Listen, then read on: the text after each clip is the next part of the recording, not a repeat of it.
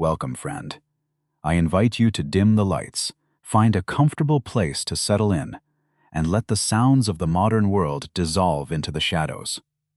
Tonight, we are going for a walk through the muddier corners of the past, meeting the people who made decisions so spectacularly poor that they became legends. History is rarely a clean line of progress. It is more often a series of expensive mistakes made by rogues in damp wool. Please take a moment to gently like the video and subscribe to our channel, as it helps us keep these candles burning in the dark.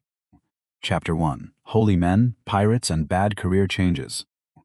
We begin in the year 1205 on the foggy, salt-stung coastline of northern France.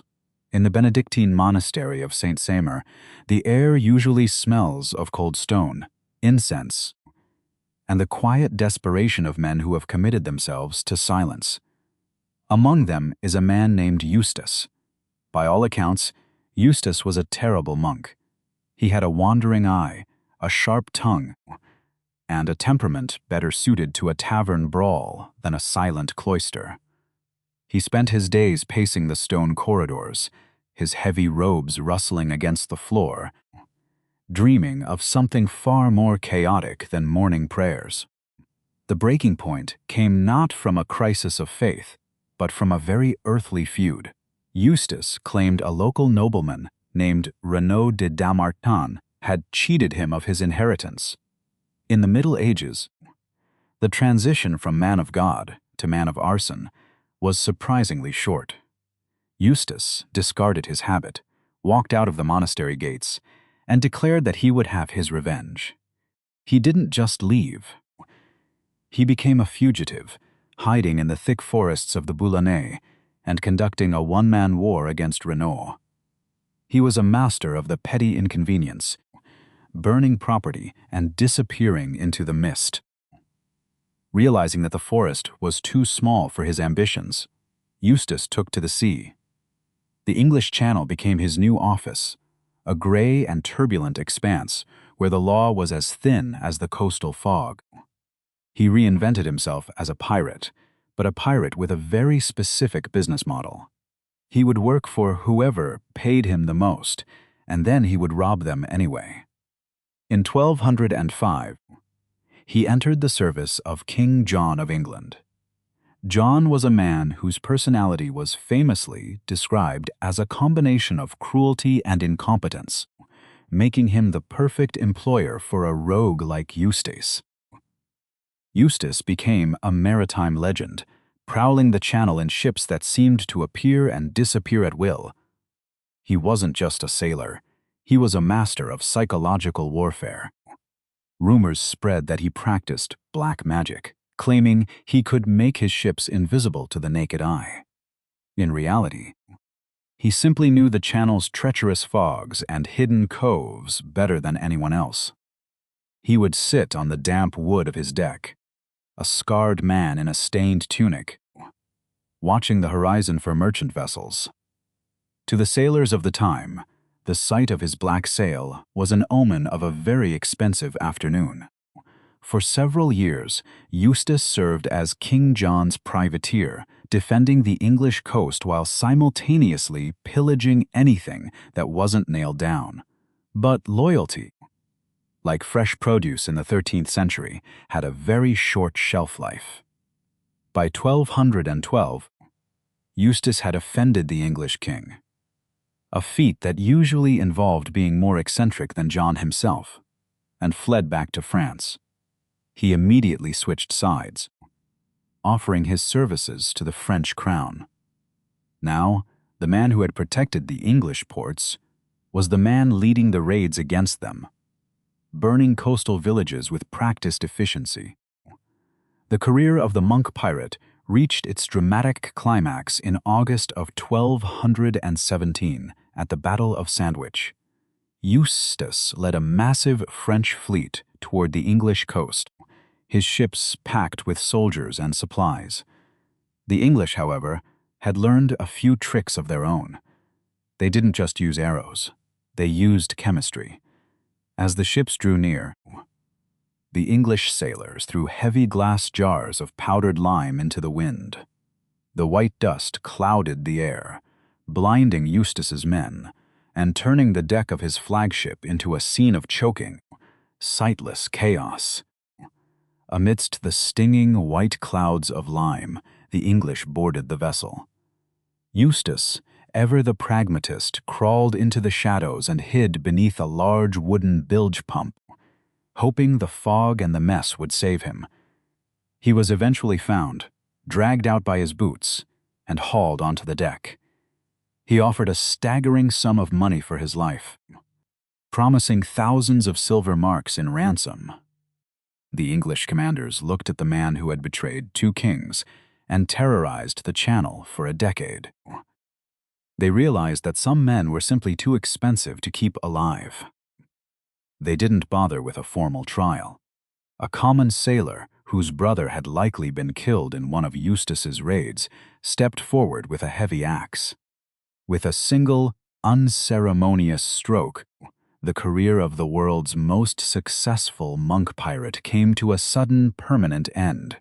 His head was not buried, but stuck upon a tall pole and displayed on the mast of a ship for all of southern England to see. It was a grim piece of 13th-century interior design, a warning that even the most clever rogues eventually run out of fog to hide in. Eustace the monk was gone, but the tradition of the medieval rogue was only just beginning to find its stride. His life was a testament to the fact that in the Middle Ages, the line between a saint and a pirate was often just a matter of who held the better blade. As we leave the salt spray of the English Channel, we move inland toward the stone courtrooms and whispering corridors of the powerful. There, we find that the most dangerous monsters didn't always sail under black flags. Sometimes, they wore fine silk and carried heavy jars of herbs. Chapter 2, Widows, Witch Trials, and Noble Monsters. In the year 1324, the town of Kilkenny, Ireland, was a place of deep shadows and even deeper suspicions. Here lived Alice Keitler, a woman who possessed two things that made her incredibly dangerous in the eyes of the church: immense wealth and a very peculiar habit of outliving her husbands. Alice had buried 3 spouses in quick succession, each time emerging with a larger fortune and a sturdier stone house. When her 4th husband, Sir John Le Poer, began to feel his hair and fingernails falling out, the local gossips decided that Alice's luck was far too consistent to be natural. The Bishop of Ossory, a man named Richard de Ledreday, looked at Alice's growing estate and saw the unmistakable scent of brimstone, or perhaps just a very convenient opportunity to seize her gold. He accused Alice of heading a coven of witches who met in the dark of night to brew unholy ointments. The charges were wonderfully absurd, involving the sacrifice of 9 red roosters and a personal demon named Robin Artisan, who supposedly appeared to her as a black dog. In the flickering candlelight of the bishop's study, these tall tales were transcribed onto heavy parchment as absolute, terrifying truth. Alice, however, was no simple peasant girl to be easily broken. She was a woman of high standing with friends in very expensive places. While the bishop was busy sharpening his quills and preparing his iron shackles, Alice used her influence to have him briefly thrown into a cold jail cell for interfering with her business. It was a bold, witty move that bought her just enough time. When the bishop finally emerged, fuming and ready to burn her at the stake, he found that Alice had vanished into the foggy Irish night, likely fleeing to England with her gold tucked safely away. The tragedy of the Kilkenny witch trial fell instead upon those Alice left behind. Her servant, Petronilla de Meath, was not wealthy enough to buy her way out of a dungeon. Under the heavy pressure of torture, Petronilla confessed to everything the bishop wanted to hear, describing secret parties and magical powders that smelled of death. In 1324, Petronilla became the first person in Ireland to be burned at the stake for witchcraft. It was a grim, smoking end to a trial that was more about land and liquid assets than it was about roosters and demons. While Alice was outrunning the church in Ireland, a much darker shadow was growing in the castles of France. Gilles de Rais was a man who should have been a hero forever. He was a marshal of France and the loyal companion of Joan of Arc, riding beside the Maid of Orleans in the glory of the 100 Years' War. He was young, impossibly rich, and possessed a voice that could command an entire army. Yet, after Joan was burned at the stake, Gilles retreated to his massive stone fortresses, where the silence of the countryside began to warp his mind into something unrecognizable. Gilles spent his inheritance with a spectacular, almost artistic, lack of restraint. He built private chapels, staged elaborate plays, and eventually turned his attention to the forbidden arts of alchemy. He filled his castle with strange men who promised they could turn lead into gold through the help of a demon named Baron. The air in his private chambers grew thick with the acrid smell of burning sulfur and the metallic tang of failed experiments.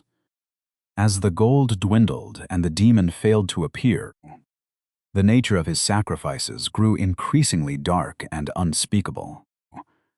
For 8 years, a terrifying rumor drifted through the villages surrounding his estates. Children were disappearing, hundreds of them, lost in the dark woods, or swallowed by the heavy iron gates of Gilles' castles. The local peasants spoke in hushed tones about the ogre of Tiffauges, a noble monster who was above the law. Gilles believed his rank and his war record made him untouchable, a golden hero hiding a basement full of shadows. He continued his dark rituals in the flickering light of his chapel, convinced that the laws of men did not apply to a marshal of France. The end finally came in 1440, not because of the murders, but because Gilles made the tactical error of kidnapping a priest during a dispute over a castle. The church, finally finding a crime they couldn't ignore, launched a massive investigation. Faced with the combined weight of secular and ecclesiastical law, Gilles's arrogance collapsed. In a trial that horrified the nation, he confessed to crimes so grotesque that the judges reportedly veiled the face of a nearby statue of Christ. He was a war hero who had become a nightmare, a man whose ambition had led him into the mouth of madness. Gilles de Rais was hanged and then burned in Nantes, a grand and public exit for a man who had lived his life as a violent spectacle. His story remains a chilling reminder that the greatest monsters of the Middle Ages weren't always found in the dark forests. Sometimes they were the ones who led the armies and sat at the high tables. As the smoke from Gilles' pyre clears, the world of the rogue shifts again, moving from the private castles of the mad to the wet, shifting marshes where the desperate began to fight back against the very idea of kings. Chapter 3. Rebels in the Mud. In the year 1070, the east of England was a landscape of water, reeds, and very unhappy Saxons. The Normans had arrived with their heavy stone castles and their even heavier taxes, but they found that the fens of Ely were a difficult place to collect a debt. This was a world of shifting mud and treacherous mists, where a man could disappear into the peat if he stepped off the wrong path. Into this soggy resistance stepped Hereward, a man who would earn the nickname the Wake, the Watchful, mostly because he spent his nights making sure the Normans never slept a wink. Hereward was a Saxon noble with a very long memory and a very short fuse. When the Normans confiscated his lands and killed his brother, he didn't just write a polite letter of protest. he gathered a band of outlaws and turned the marshes into a fortress of guerrilla warfare. The Normans, in their shining chainmail and heavy horses, were utterly out of their element. They tried to build a massive wooden causeway across the swamp to reach Hereward's Island, moving with the slow, clanking arrogance of a military machine that had never met a genuine bog. Hereward watched from the reeds, a tattered cloak pulled tight against the damp air. He waited until the Norman engineers were halfway across their expensive bridge, their hammers still echoing in the cold morning. With a dry wit that would define the English rebel, he didn't just attack. He set the entire swamp on fire. The dry reeds ignited like tinder, and the causeway became a river of flame. Norman knights, weighed down by their pride and their iron armor, sank into the black muck while their expensive bridge turned to ash. It was, in many ways, the first great instance of English performance art. For over a year, Hereward remained the last of the English, a ghost in the fens who treated the Norman occupation as a personal insult. He was a master of the ambush, appearing out of the fog to liberate a supply wagon or set fire to a garrison before vanishing back into the reeds. Eventually, the Normans resorted to the time-honored tradition of bribery to find his hidden paths. Hereward vanished from history, some say into a quiet retirement, and others into a final, bloody skirmish. He left behind a legend of a man who refused to bow, proving that enough mud can stop even the greatest conqueror. 400 years later, the mud of England was once again stirred by the boots of a rebel, though this time the stakes were even higher. The country was caught in the bloody, confusing machinery of the Wars of the Roses, a conflict where the nobility spent their time trying to figure out which cousin to kill next. Amidst the chaos of 1469, a mysterious figure appeared in the north, calling himself Robert of Redesdale. He wasn't a king or a duke. He was a man who understood that a hungry peasant with a pitchfork is a more formidable force than 100 armored knights. Robert's rebellion was born from the simple, dark fact that the people were tired of paying for a war they didn't understand. He gathered an army of thousands, marching south with a momentum that terrified the royal court. The air in his camp smelled of wet wool and wood smoke, the sounds of sharpening blades mixing with the low grumble of men who had seen their harvests stolen for taxes. Robert used a pseudonym to hide his true identity, likely a knight named Sir William Conyers, realizing that a name like Redesdale carried the weight of the land itself, a faceless threat that could not be easily intimidated by a crown. The rebellion moved with a grim efficiency, seizing towns and defeating royalist forces in the muddy fields of Edgecote Moor. For a brief, intoxicating moment, it seemed that the common people might actually dictate the terms of the kingdom. But history has a cruel way of correcting such outbursts. As the winter approached and the noble houses reconciled their differences just enough to protect their own interests, Robert's army began to dissolve back into the villages. The man himself disappeared into the fog of the past, leaving only burned tax records and a lingering fear in the hearts of the powerful. These rebels in the mud were a different kind of rogue.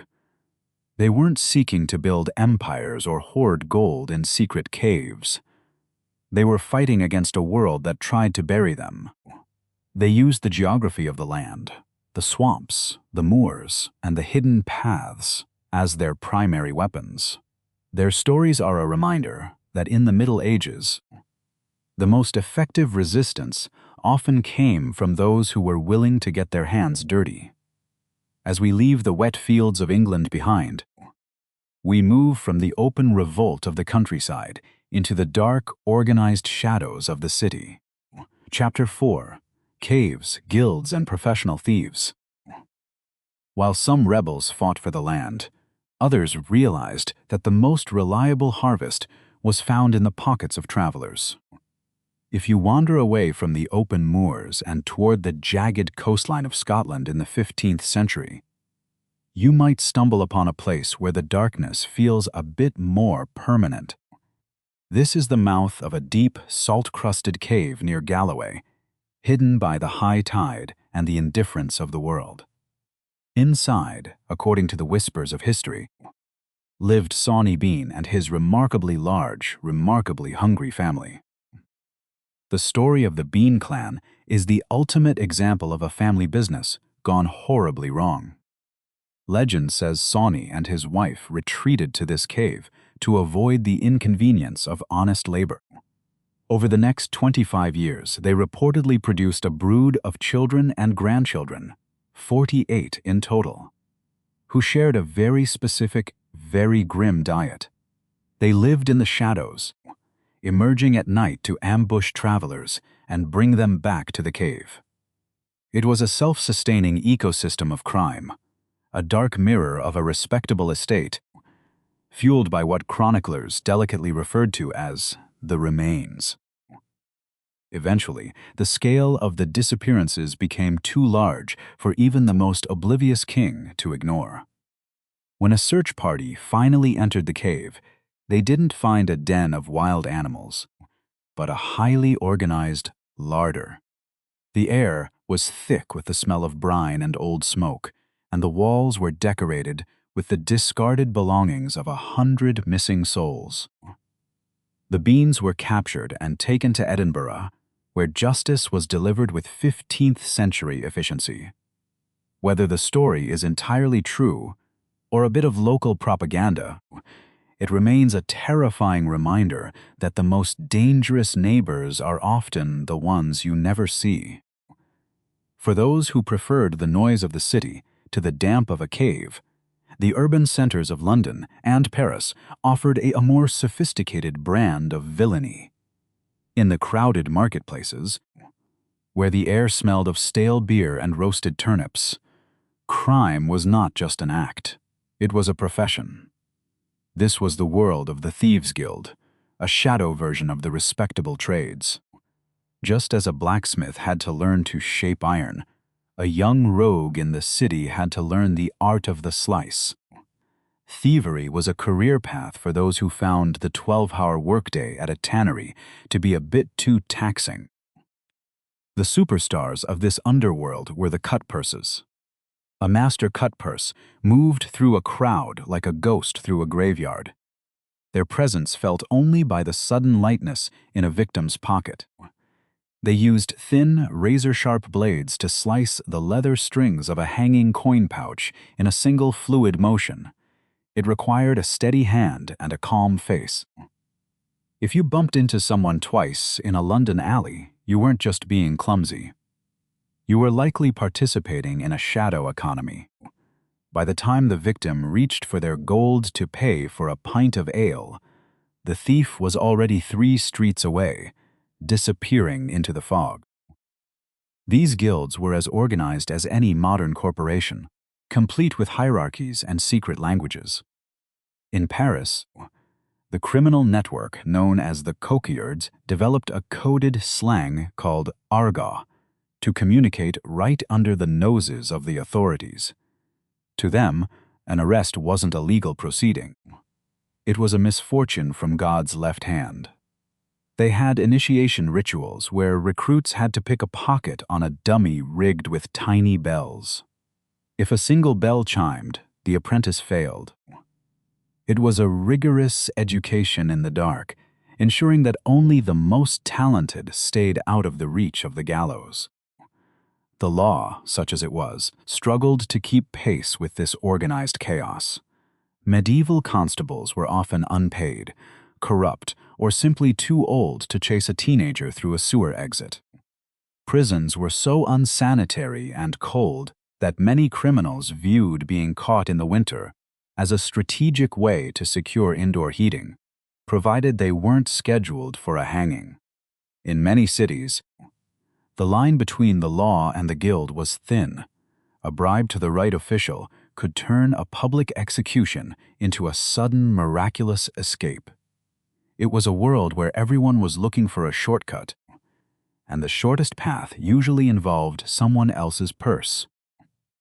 As the sun sets over the muddy lanes of London, the professional thieves retreat to their taverns to count their gains by the light of a flickering fire. They are the hidden machinery of the city, a reminder that where there is wealth, there will always be those with the nimble fingers to redistribute it. But as the Middle Ages began to fade, the rogue changed his clothes.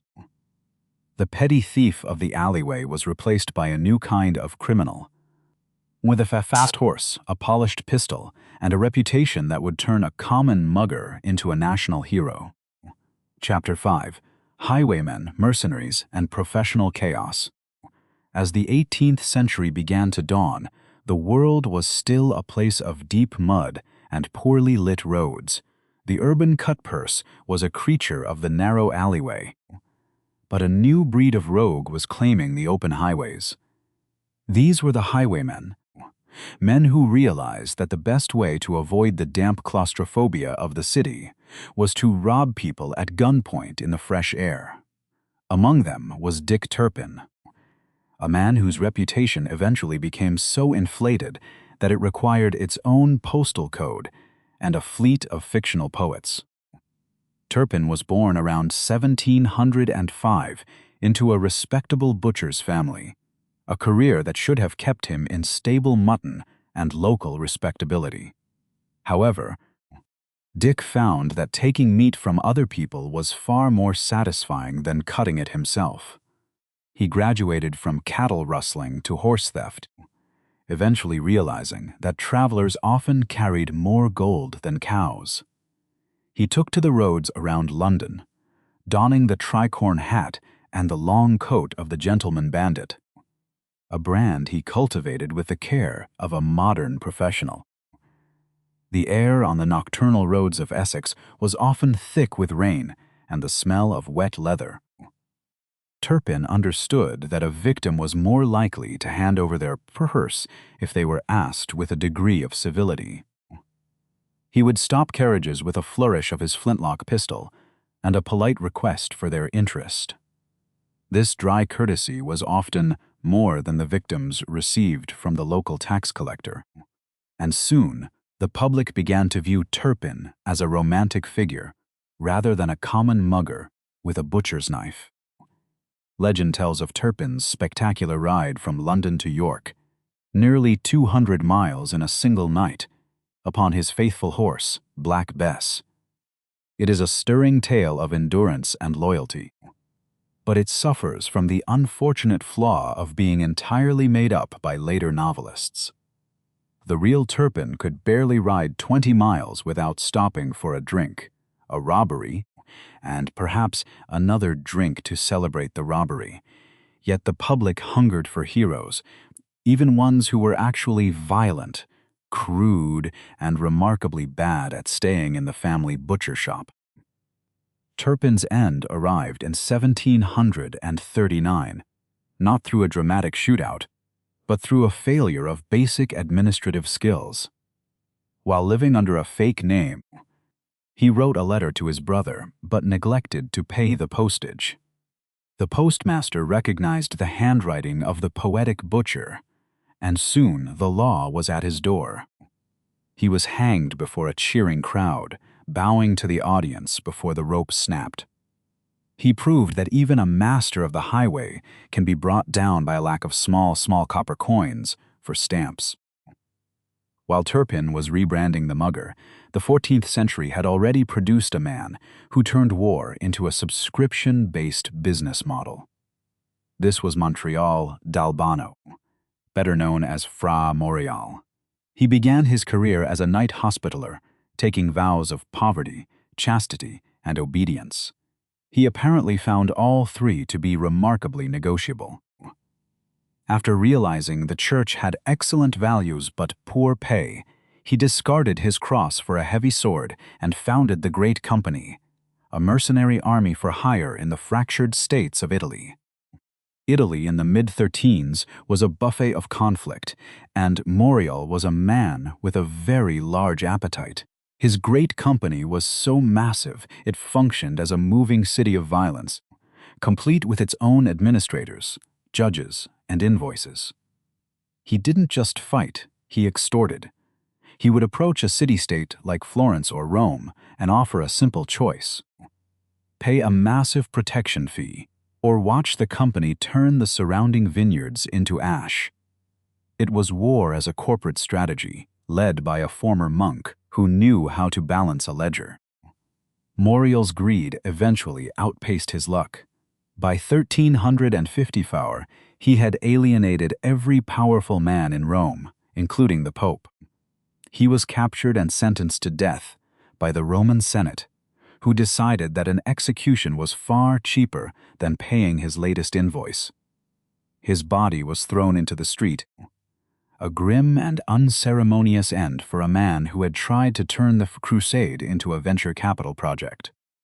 He remains a reminder that in history, even the holiest of men can become the most expensive of monsters. Chapter 6: Secret Societies and Sea-Wolves. In the 15th century, the shell of the scallop was a sacred symbol, a badge worn by pilgrims on their long, dusty journey to the shrine of St. James in Spain.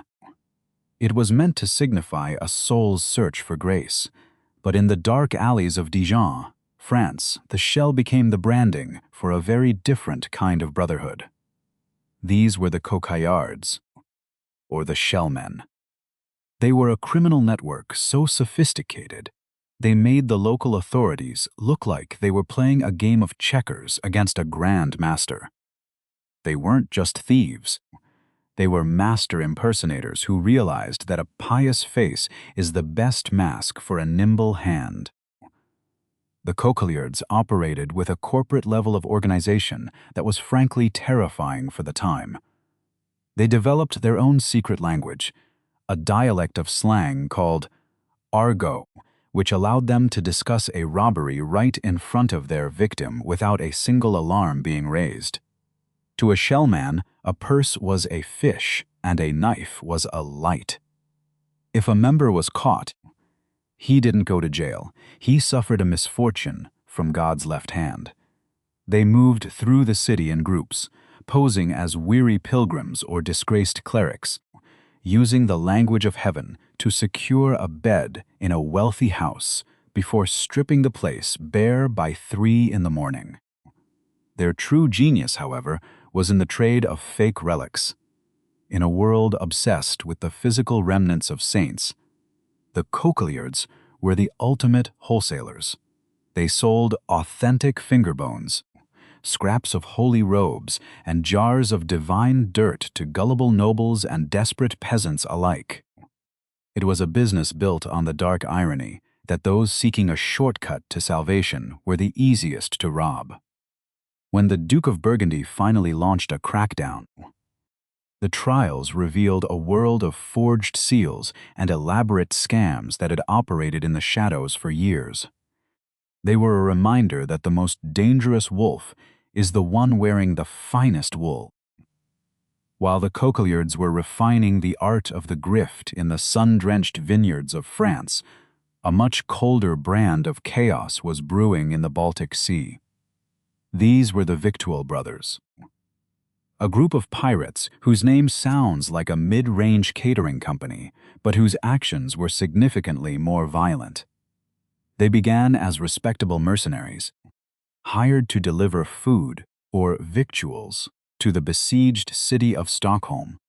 Once the job was done, they realized that the ocean was full of merchant ships, and the law was 800 miles away. They decided to stay at sea, adopting the humble motto, God's friends and the whole world's enemies. Life on a Baltic pirate ship was a grim cycle of frostbite and salt-caked wool. The Victual Brothers didn't care about the fine points of international law. They cared about what was in the hold of the next Hanseatic League cog. They turned the island of Gotland into a pirate republic, a place where the air smelled of drying fish and stolen spices. They disrupted the entire economy of Northern Europe, driving up the price of grain and making the sea a place of constant, shivering terror. It took a massive, united fleet from the trade cities to finally crush them, proving that even the most successful snack squad eventually runs out of luck. Far to the east, in the rugged Alborz mountains of Persia, fear was being perfected into a high-precision political tool. This was the fortress of Alamut, the eagle's nest, perched so high on a sheer cliff that the clouds often drifted below its battlements. Inside lived Hassan I-Sabah, the leader of the Ismaili sect, a man who realized that if you cannot win a war with an army, you can win it with a very quiet, very persistent gardener. These were the Hashashin, the assassins. They were a secret society that turned political murder into a form of surgical theater intended to terrify the powerful into submission. The assassins didn't believe in the messy chaos of an open battlefield. Instead, they specialized in the clean kill. A high-ranking vizier or a crusader lord might wake up to find a small, sharp dagger pinned to his pillow with a note suggesting a change in his foreign policy. It was a terrifyingly effective brand of psychological warfare. Their agents were trained in the arts of disguise and patience, sometimes spending years as a trusted servant in a royal household before striking. They didn't seek to conquer territory. They sought to conquer the minds of those who sat on thrones, using the threat of a single blade to rewrite the history of the Middle East. The atmosphere at Alamut was one of silent, disciplined devotion. Hassan I-Sabah ruled his mountain kingdom with a series of absolute laws that would make a monk seem hedonistic. Legend says he created a hidden garden filled with fountains of milk and honey to give his agents a taste of the paradise that awaited them if they died in his service. Whether the garden existed or was merely a story told to frightened enemies, the result was the same. The assassins moved with a fearlessness that unnerved every king from Baghdad to Jerusalem. They were a shadow that could not be fought with a sword, only avoided through a great deal of prayer and even more luck.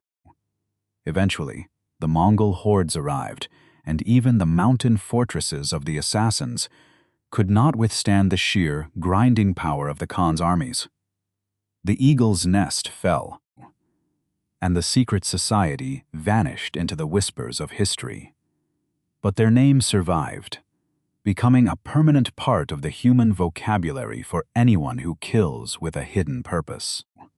From the fake pilgrims of France to the sea wolves of the Baltic and the daggers of Persia, the world was learning a dark new truth. Power was no longer just about who held the crown, but about who controlled the shadows. Chapter 7: Kings, Monsters, and the Law of Terror. As the Middle Ages began to bleed into the 16th century, the figure of the rogue reached its final, most terrifying peak. We move now into the deep, suffocating forests of Germany, where the line between a common criminal and a literal monster began to blur in the public imagination. This is the world of Peter Niers, a man who possessed perhaps the most disturbing resume in the history of human employment. He was a wandering bandit who realized that while simple robbery was profitable, a reputation for supernatural cruelty was a much more effective way to ensure that no one ever tried to fight back. Peter Niers was a man who took the concept of a work-life balance and threw it into a pit of despair. According to the panicked pamphlets of the time, he was responsible for the deaths of 520 people. Even by the standards of a violent century, this number was so absurdly high it would have required a dedicated administrative staff just to manage the logistics. He reportedly traveled with a leather bag filled with magical items, shriveled hearts and candles made from human fat, which he believed granted him the power of invisibility and the ability to turn into a cat at will. The air in the German villages grew heavy with a specific kind of dread whenever Niers was rumored to be near. He wasn't just a killer. He was a psychological shadow that paralyzed the local authorities. He was captured once in 1577, but he escaped his shackles with a flair that only added to his dark legend. It took a massive, multi-state manhunt to finally pin him down in 1581. His execution in Neumarkt lasted 2 full days and involved several different types of iron machinery, a process the local bureaucrats considered a necessary, thorough closure for a man who had become a living nightmare. While Niers was haunting the German woods, a different kind of terror was being perfected in the mountains of Wallachia. Vlad III, known to history as Dracula, the son of the dragon, was a man who looked at the chaos of his kingdom and decided that the only cure was a very large number of sharpened wooden stakes.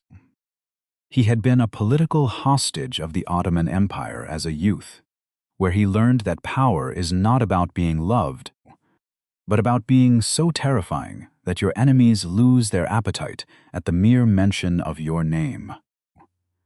Vlad's preferred method of social policy was impalement, a slow and agonizing process that he practiced with the cold efficiency of a master craftsman. He once famously repelled a massive Ottoman invasion not with a brilliant cavalry charge, but by leaving a forest of 20,000 impaled prisoners outside his capital. When the Sultan saw the miles of wooden stakes and the silent, swaying remains of his own soldiers, he reportedly turned his entire army around and went home. It was the ultimate triumph of reputation over military strength, a masterpiece of landscape architecture designed by a psychopath. The atmosphere in Vlad's court was one of absolute frozen order. He reportedly placed a golden cup beside a public well in his capital, inviting anyone to drink from it. Because the penalty for theft was so predictably and creatively fatal, the cup remained there for his entire reign, untouched by a single thief. He proved that you can achieve a perfect crime rate if you are willing to make the alternative unthinkably unpleasant. To his people, he was a protector who kept the wolves away. To history, he became a monster whose name would eventually be synonymous with the undead. These figures, Niers and Vlad, mark the end of our journey through the rogues of the Middle Ages. They were men who realized that in a world of mud and uncertainty, a dark reputation is the most enduring shield a man can carry. They transformed themselves into myths, their lives recorded in blood-soaked pamphlets and whispered stories told beside dying fires. They represent the final, extreme expression of human ambition when it is stripped of all mercy and governed only by the cold logic of fear. As their shadows fade into the fog of the past, the world begins to feel a bit more modern and a bit less sharp. But the collapse of order is not unique to the medieval world. To see the true scale of what happens when a great power suddenly loses its anchor, we must travel much further back, away from the German forests and the Wallachian stakes. We move toward the heat and incense of Babylon, to the bedside of a man who conquered the known world only to find that he could not conquer a simple fever. The age of the rogue is ending, and the age of fallen empires is about to begin in the shadow of a golden throne. Chapter 8. Alexander's Last Feast. In June of 323 BCE, the city of Babylon was less a cradle of civilization and more a humid, gold-plated oven. The air was a thick soup of dust, incense, and the lingering scent of 10,000 nervous soldiers camped outside the palace walls. Inside, the world's most successful overachiever, Alexander the Great, was celebrating. He was 32 years old, and had spent the last 12 years turning the known world into his personal trophy room. He sat at a long marble table, surrounded by generals who were exhausted by his ambition, and a collection of golden cups that had seen far too much action. The evening began with a banquet hosted by Medius of Larissa, a man whose primary historical contribution was providing the wine that may have ended an empire. Alexander, who by this point believed his own press about being the son of Zeus, decided to demonstrate his divine endurance by draining a massive vessel of unwatered wine. It was a cup known as the Cup of Hercules, and it held enough liquid to floor a small cavalry unit.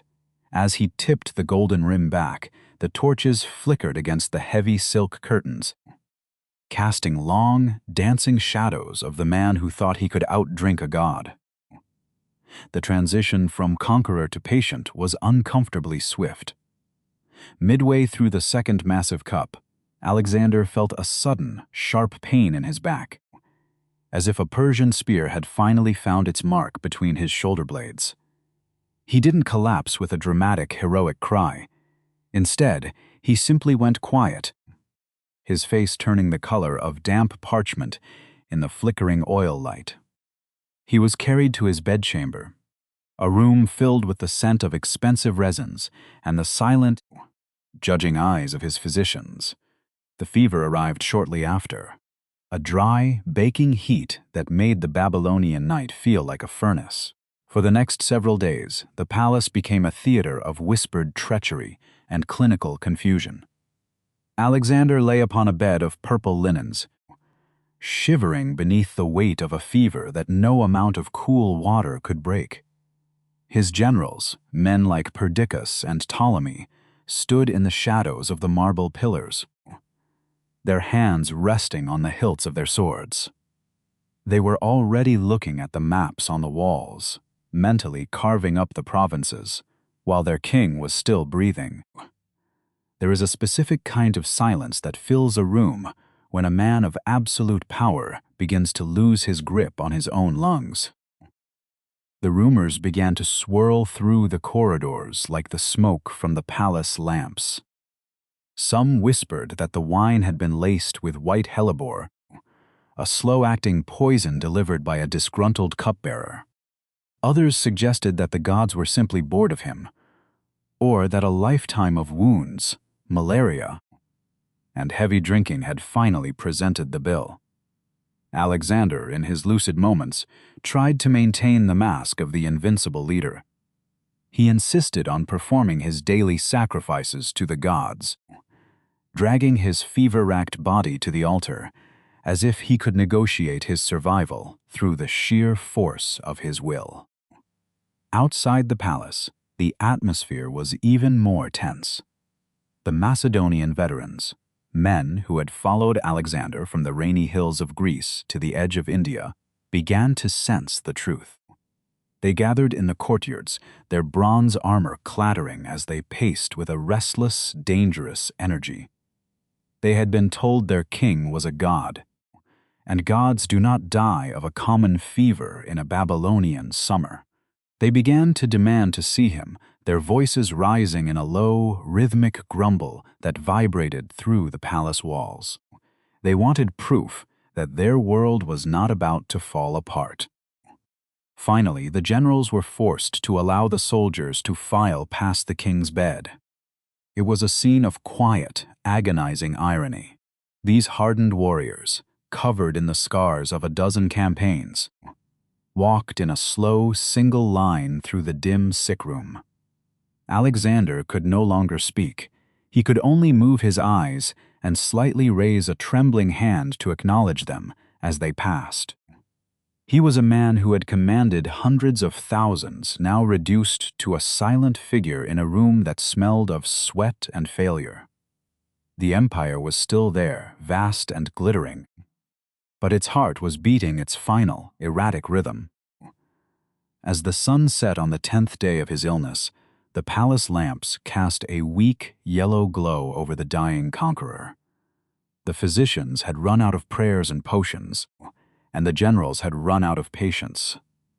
The air in Babylon felt heavy, as if the weight of the entire world was pressing down on that one marble room. Alexander's breath grew shallow, a ragged sound in the profound silence of the chamber. The man who had sought to unite the East and the West was about to leave them both in the dark. The feast was over, the wine was gone, and the collapse was just a heartbeat away. Chapter 9: The Ghost of an Empire. As the final breath left Alexander in 323 BCE, a silence descended upon Babylon that was far more terrifying than the roar of any battle. In the dim, incense-heavy air of the bedchamber, the generals stood like stone statues, their eyes fixed on the empty space where a god used to be. According to the stories, Alexander's final words when asked who should inherit his vast, sprawling prize were simply, "To the strongest." It was perhaps the most successful piece of spite in human history, a parting gift that ensured his friends would spend the next several decades trying to murder each other in the mud. The immediate aftermath was less of a mourning period, and more of a frantic, polite scramble for the exit. Perdiccas, the man Alexander had handed his royal signet ring to in his final moments, found himself holding a symbol of authority that felt increasingly like a lightning rod. He stood in the center of the palace, surrounded by men like Ptolemy and Seleucus, who were already mentally measuring the distance to the nearest provincial treasury. The empire was not a unified nation, but a massive, patchwork quilt of conquered territories held together by a single man's will, and that man was currently being packed into a gold-lined vat of honey. For 2 years, the world waited while a funeral carriage was constructed that was, quite literally, the most expensive piece of luggage in history. It was a massive, gilded temple on wheels, adorned with golden lions, ringing bells, and 64 mules wearing crowns. It was intended to carry the royal remains back to the rainy hills of Macedonia for a traditional burial. However, in the ancient world, possessing the king's body was the ultimate political IOU. If you held the corpse of the god-king, you held the legitimacy of his throne, or at least a very powerful excuse to start a war. As the heavy, creaking carriage began its slow crawl across the dusty plains of Syria, Ptolemy decided that Macedonia was a bit too far north for his liking. He intercepted the procession with a small army, politely kidnapping the golden hearse and rerouting it toward the sun-drenched sands of Egypt. He realized that a dead Alexander made for an excellent tourist attraction and a divine foundation for his new capital, Alexandria. The other generals were understandably miffed, and the wars of the successors began in earnest, turning the entire Mediterranean into a very long, very violent estate dispute. The map of the world began to fracture along the lines of individual greed. The Diadochi, the successors, spent the next 40 years redrawing borders with the tips of their spears. Seleucus took the vast, dusty expanses of the east. Lysimachus claimed the rugged hills of Thrace, and Cassander seized the Greek heartland, eventually celebrating his victory by quietly executing Alexander's widow and young son. The dream of a single unified empire vanished into a series of competing kingdoms, each led by a man who had once stood in that Babylonian sickroom and wondered who was truly the strongest. In Egypt, Ptolemy's gamble paid off with spectacular longevity. He placed Alexander's body in a magnificent marble tomb in the center of his new city, creating a cult of personality that would last for centuries. Under the clear Egyptian sky, the walls of Alexandria rose in gleaming white stone, filled with scholars, poets, and a growing library that sought to catalog every thought in the known world. The Ptolemaic dynasty became a blend of Greek ambition and Egyptian tradition, a world where the rulers wore the crowns of the pharaohs, but still spoke with the sharp, cynical wit of a Macedonian soldier. As the generations passed, the memory of Alexander's unified world became a ghost, a legend whispered in the shadow of great stone monuments. The successors grew old and were replaced by their children, each more entrenched in their own local power than the last. The Mediterranean was no longer a Greek lake but a fractured sea, waiting for a new power to rise from the west. But before the Romans could claim the prize, the last of the Ptolemies would make one final, brilliant, and dangerous play for immortality. We leave the dusty roads of the funeral procession and move toward the opulent palace of Alexandria. The air here smells of salt, papyrus, and the heavy, sweet scent of Nile lotus. A young queen is currently in exile, watching the horizon for a sign of Roman sails. She is the final heir to Alexander's stolen dream, and she is about to prove that a rolled-up carpet and a sharp mind are more effective than an army of 64 mules. The stage is set for the most dangerous game of survival in the ancient world. Chapter 10, The Queen of Kings. In the year 48 BCE, Alexandria remained the most glittering jewel of the Mediterranean, a city of white marble and blue water that functioned as the final opulent bunker of Alexander's ghost. But the family running the place, the Ptolemies, had spent the last 250 years refining the art of sibling rivalry into a blood sport. 21-year-old Cleopatra had been kicked out of the palace by her younger brother, Ptolemy XIII, a boy whose primary advisors were a collection of scheming eunuchs and a tutor who thought regicide was a reasonable political strategy. Cleopatra was currently in exile, sitting in a tent in the desert, wondering if the Roman Republic might be her only way back into a warm bed. Enter Julius Caesar. He arrived in Alexandria not as a guest, but as a man chasing his rival, Pompey the Great. Caesar was 52 years old, tired, and possessed a very Roman intolerance for other people's messes. When he stepped onto the Egyptian shore, the boy king's advisors presented him with a welcoming gift: the severed head of Pompey in a basket. It was a spectacular miscalculation. Caesar, who preferred to forgive his enemies so he could use them later, was horrified. The air in the royal palace grew cold as Caesar took up residence, essentially telling the Egyptians that since they couldn't run their own kingdom without decapitating Roman senators, he would do it for them. Cleopatra realized that if she wanted to survive, she needed to reach Caesar before her brother's guards reached her. This led to one of history's most famous and most ridiculous pieces of espionage. She had herself bundled into a large, coarse linen sack or a rolled carpet. The records are as fuzzy as the fabric, and carried past the palace guards by a loyal servant. When the bundle was unrolled in Caesar's private chambers, out stepped a queen who spoke 7 languages and possessed a mind like a razor. It was the ultimate reveal, a moment where Roman grit met Egyptian theater, and the political map of the world shifted over a single candlelit conversation. The honeymoon was interrupted by a brutal siege.